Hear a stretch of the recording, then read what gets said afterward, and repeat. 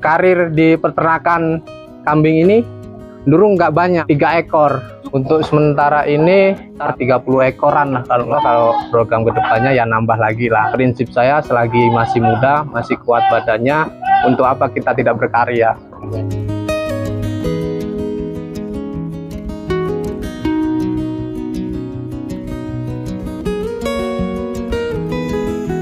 Assalamualaikum warahmatullahi wabarakatuh. Jumpa lagi bersama saya di channel Detektif Ternak. Oke sahabat ternak dimanapun Anda berada, semoga dalam keadaan sehat.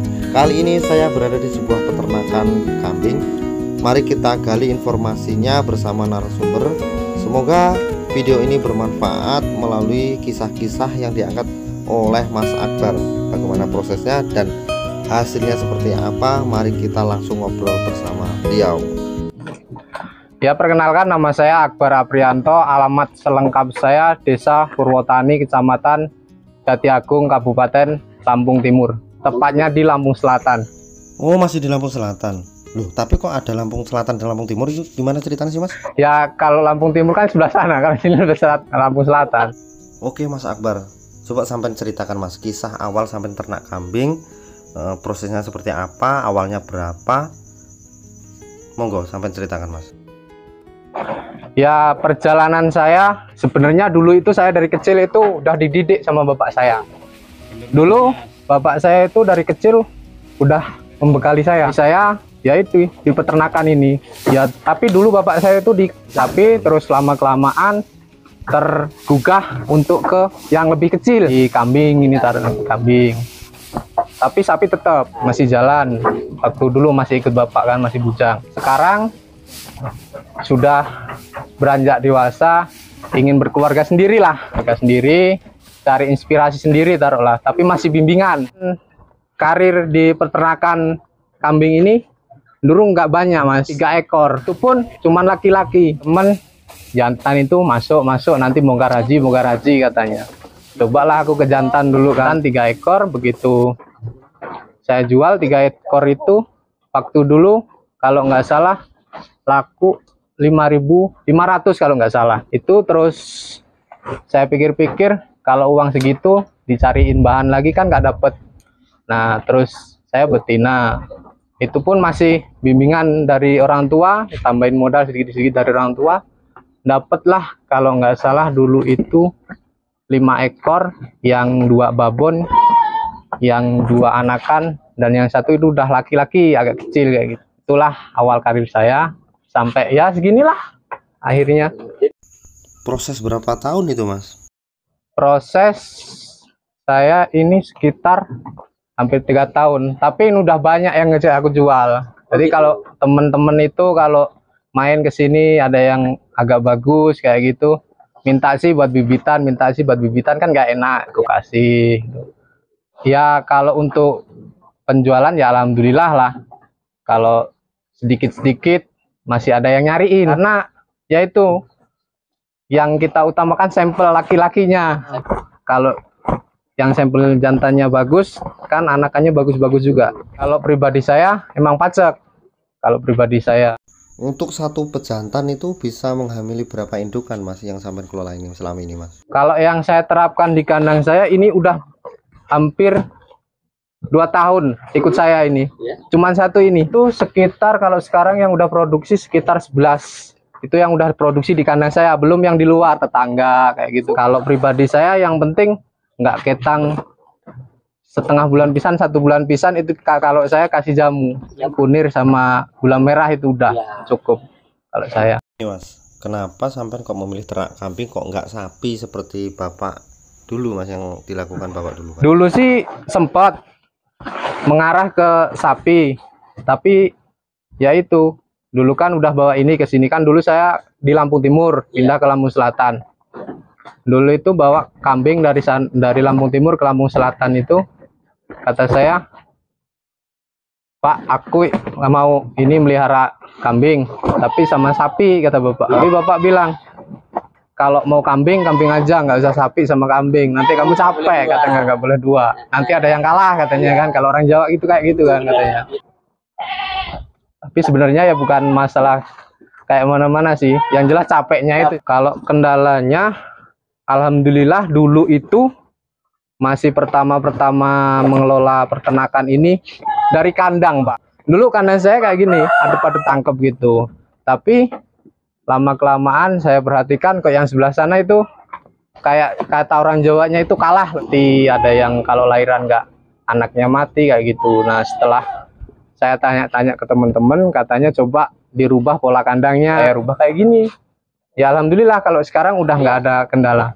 Pak, kalau mau bikin yang setangkep jangan ngadepnya wetan kulon. Tapi ya nggak tahu sih itu mitos atau faktanya. Yang jelas saya udah mengalami sendiri. Kalau untuk masalah sakit, paling kalau yang sudah di kandang saya itu paling masuk angin sama kutu itu, Pak, sama cacingan. Kalau masuk angin itu sekarang kan udah banyak obat, Pak. Kalau paling cuman suntik kayak gitu. Ini obat-obatan taruhlah ada udahan di kios-kios. Pakan pulijoan taruhlah kalau ada fermentasi itu, kalau daun singkong kayak gini banyak fermentasi, nanti buat kalau mau pengen main ke tempat orang tua kayak gitu paling pakai fermentasi kayak gitu. Kalau enggak ya full hijauan. Ya kalau di sini, Pak, kalau di sini tuh lumbung pakannya luar biasa. Saya loh segini banyak ini masih bisa kerja yang lain, Pak. Kalau lagi longgar-longgarnya sadapan karet itu masih bisa ikut harian. Ya untuk sementara ini tidaklah. Kalau untuk yang saya alami, Bang pakan untuk sementara ini ya itulah di belakang rumah itu masih ya, sengaja ditanam, ya itu buat kalau badan capek, kalau masih kepepet kayak gitu kan, nggak pusing lah taruhlah. Kalau bagi saya untuk daerah sini, bagi saya itu kalau bang pakan itu bisa dikatakan penting ya nggak penting. Pentingnya kalau di sini kan masih banyak, taruhlah yang penting kita mau keluar aja bawa motor, bawa arit udah dapet kalau di sini. Iya. Kalau yang pentingnya ya kalau taruhlah kita badan capek mau bepergian mendadak kayak gitu kan, kalau udah ada bang pakan enak kitanya. Kalau peternakan kambing itu bagi saya emang penting. Ya taruhlah ya kita masih punya anak, taruhlah mau beli baju kan nggak pusing. Nggak pusingnya pengen beli baju taruhlah 100-200, kita nurunin sampai 1 aja udah dapet kayak gitu. Ya kalau program pendidikan untuk anak ya udah terangan-angan lah di pikiran itu. Ya dari inilah kalau saya itu yang jelas.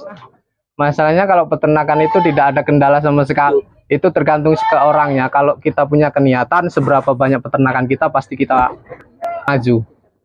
Kalau yang saya rasakan peternakan itu sangat-sangat menghasilkan. Kalau yang saya pikirkan itu kalau orang-orang itu bilang kalau peternakan itu taruhlah nggak ada manfaat, nggak ada bati lah.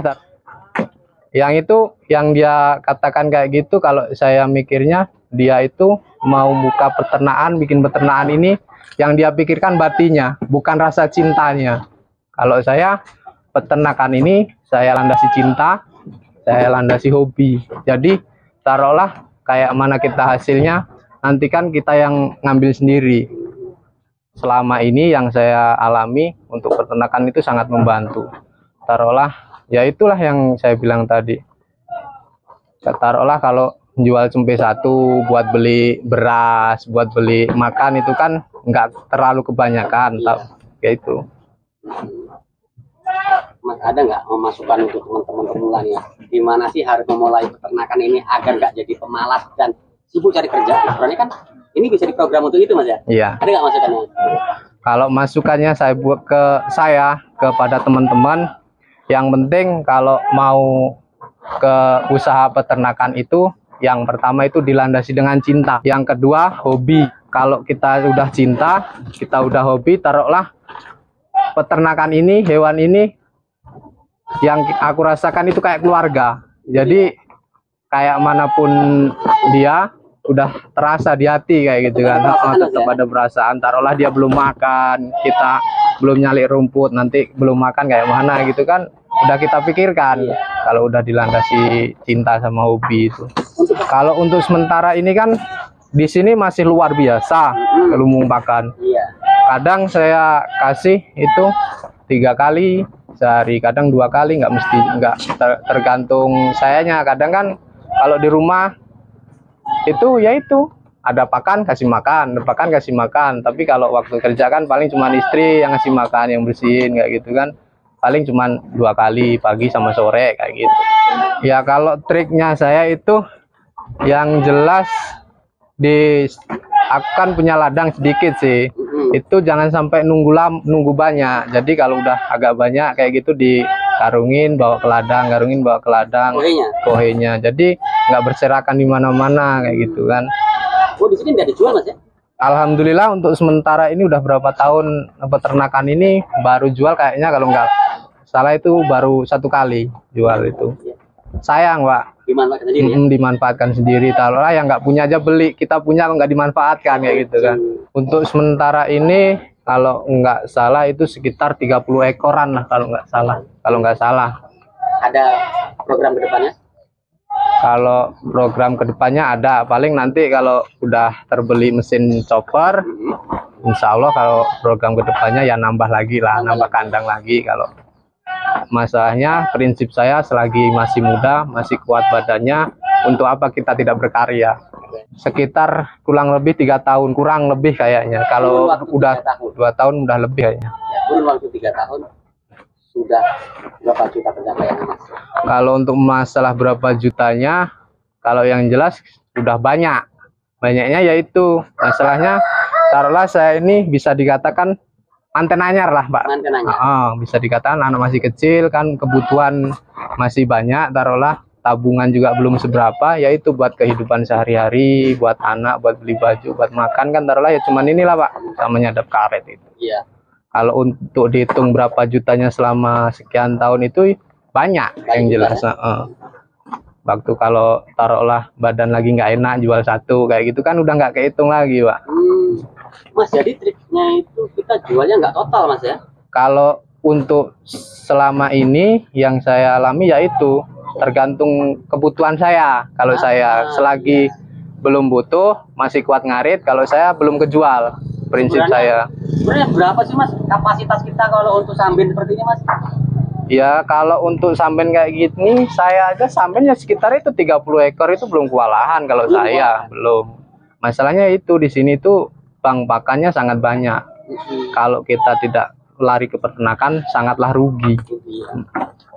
Kerugiannya, ini kalau kita bicara rugi Mas, kerugiannya apa Mas Akbar kalau kita tinggal di desa nggak pelihara kambing? Kerugiannya kalau kita tinggal di desa nggak pelihara kambing itu, ya taruhlah lo di desa itu kalau nggak punya ladang, mau apa lagi kita, taruhlah sehari 2 hari iya ada orang buruhin. Kalau seterusnya kan nggak ada, taruhlah kita nganggur seminggu 1 bulan. Kalau punya kambing kan jual kambing buat nganggur kan enak. Kalau solusi bukan Mas menurut saya Mas? Ya itu sangat solusi kalau bagi saya. Iya, keren. Jadi kedepannya akan nambah kandang lagi nih. Insya Allah kalau mudah banyak, taruhlah udah ada keinginan lagi. Kalau keinginan masih ada, yang jelas tinggal yaitu modalnya yang jelas. Gitu ya? Kalau untuk support keluarga Mas, seperti apa sih Mas? Kalau keluarga sangat support di dunia peternakan ini. Masalahnya orang tua saya dari kecil udah bekalin saya ke dunia peternakan. Jadi kalau untuk masalah hasilnya mau berapa ratus juta, mau berapa puluh juta itu tergantung populasi atau gimana Mas? Iya, tergantung populasi, tergantung kita yang mengelolanya. Kalau kita emang mau jualnya yang gede-gede kan banyak, tapi yang kecil-kecil kan ya banyak ekor, harus banyak ekor kalau banyak duit. Kalau yang gede-gede kan udah berapa ekor aja udah gede hasilnya.